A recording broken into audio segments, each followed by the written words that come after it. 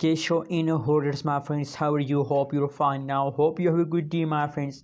In this video, I'm talking about the latest and urgent update of the Kishu. What's going on, and we are also going to discuss the future of the Kishu. Is the price increase? Is the price decrease in the future? We discuss in this video, my friends. But before starting this video, please make sure to subscribe our channel for more news and updates videos.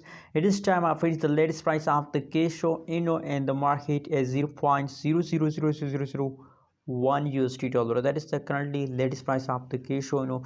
Furthermore, my friends, if we talk about the price changes of the Kishu, so now the last 1 hour changes is only positive, except after the last 1 hour the previous changes occur in the Kishu is in negative.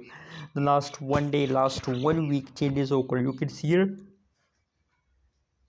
a badly dumps occur in the Kishu, my friends. The people are so confused, people are worrying about Kishu.